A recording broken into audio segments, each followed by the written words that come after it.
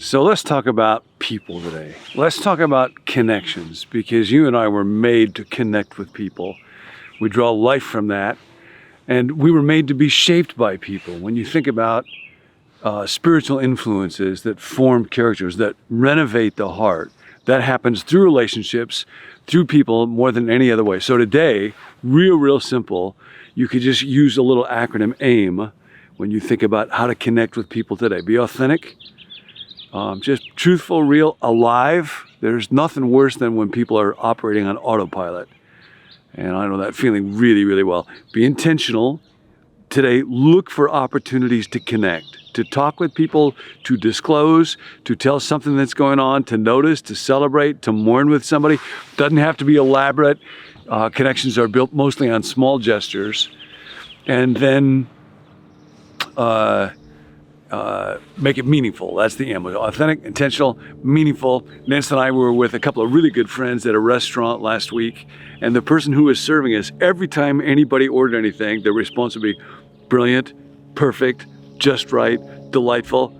It's like, do you really think we need someone to affirm the fact that we are going to eat clams? It's like, just be real, just be human. Make it a meaningful interaction. We are formed, we are shaped by connections with people. And so on page 233 in Renovation of the Heart, we're coming near the end now. This is the last big chapter in Dallas Willard's book. And he talks about spiritual formation in the local congregation.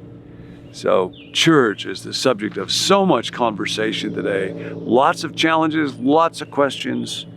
Here's what Dallas writes. If what we have said about the spiritual formation of the children of light, that is the kind of people that God calls us to be, is true, what would we expect to find in those gatherings of disciples of Jesus into local congregations, which we call churches? Of the actual churches around us, what would they do better to omit, and what do they need more of? A reasonable response might be that these local congregations would be entirely devoted to the spiritual formation of those in attendance, to the renovation of the heart. This seems to have been Paul's idea, and he, more than any other, was given the role of defining the church, this new thing on earth, this non-ethnic people of God. Here there was to be no Greek or Jew, circumcised, uncircumcised, barbarian, Scythian, slave, and free, but Christ in all, and Christ is all and in all. Identification with Christ and the emerging community of Christ obliterated all other identities. Not by negation, but by its new and positive reality. So the idea here is that now there's a new community that's being formed, and I don't wait for the right kind of people to come into my life. This is not a community built on affinity where we have common interests or similar backgrounds. I don't wait for somebody who's beautiful enough or smart enough or strong enough or high status enough. I just look for connecting with people one person at a time. And that is partly why we're such a motley community. Dallas goes on. Of course, this still leaves room for some pretty weak and needy people and some distressing events in the process. But no room for doubt concerning where it will all come out. The local groups of disciples, in the usual case, will certainly have people at all stages of the journey. They can be compared to hospitals, with people at various stages of recovery and progress towards health. Some will be undergoing radical surgery or strong treatment. Some will be in ICU. Others will be taking wobbly steps. Others will be showing the flush of health and steady strength as they get ready to resume their life. But all of us are on this road. We are a hospital with people in every imaginable kind of spiritual condition. But it is when we meet with, connect with, learn to love each other, that we begin to be formed, and God uses the people in my life and your life to shape us. This is a very different way of looking at relationships and at people. I was reading an author, Melissa Kirch, recently, who was saying part of what's happened with COVID and increased isolation is an increased inability to deal with uncomfortable situations. Now, how does God enable us to get better at that? Well, he sends us people that we would be uncomfortable in being around. The only way to become a person with a larger comfort zone is being willing to enter into discomfort. But we don't do that when we think of other people as beings who are just there to enrich us. I was reading another article this week, and it posed the question, how many friends do you need to stave off loneliness? And of course, that's the wrong way to approach the question, because a friend is not a loneliness management unit. A friend is somebody that I seek to pour myself into, that I try to connect with, so that I in turn can be shaped by them, no matter who they are, and whether I find myself incredibly comfortable or actually quite uncomfortable when I'm around them. So, here's 4 questions that you might think of as you walk through the day and ask yourself, who are the people that I would most likely like to be shaped by? And this is from an author named Anna Akbari. 4 different questions. The first one is, who do I learn from? Who's somebody that when I'm around them, I find my mind and my spirit growing? I think of Max many years ago, somebody who himself was a constant learner. And he had done all kinds of stuff so that if there was anybody where it seemed like he could just coast in life, it would have been Max. But instead, I noticed when we were at meetings together, he would always have these index cards in his suit pocket, and he would constantly be taking them out to write down thoughts, to write ideas.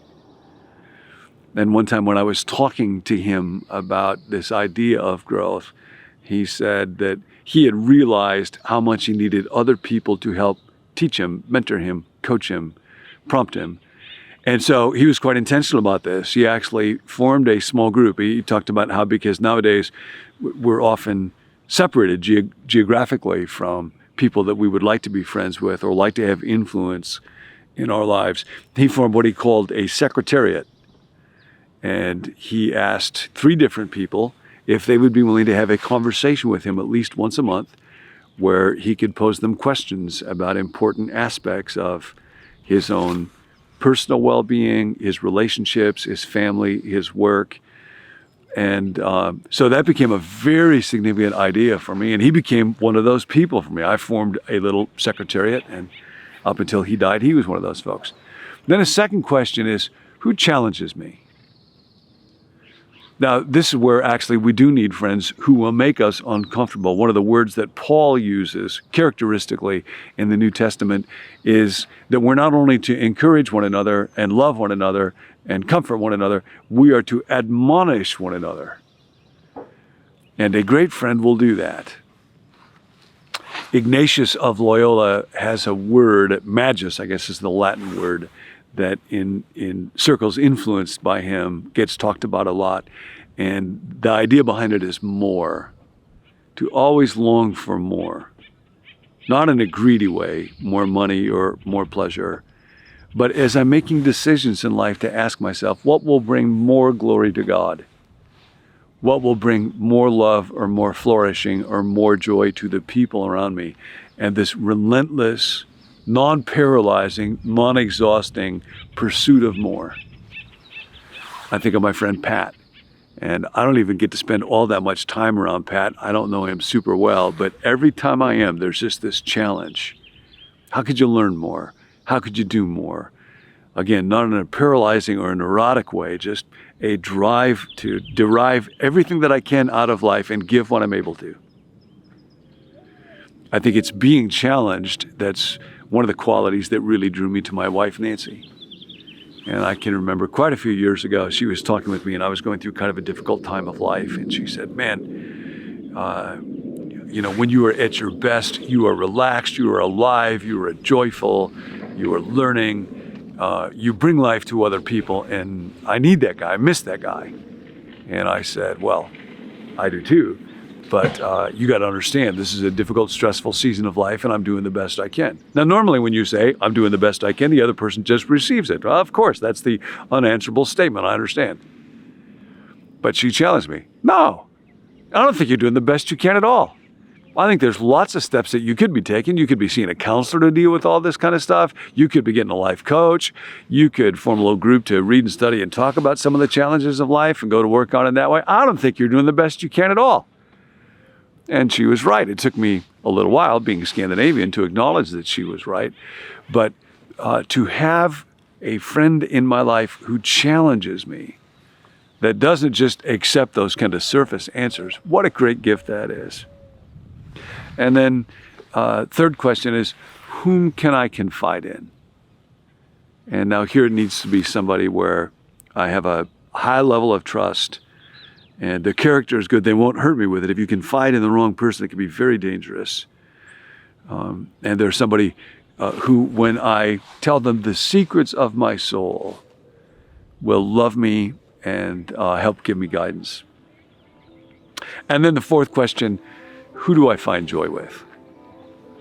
I had a Zoom conversation a couple weeks ago with Nancy and Freddie and Doug, and we used to all live together back in Chicago, and we haven't gotten together like that for a long time, and there was just so much joy.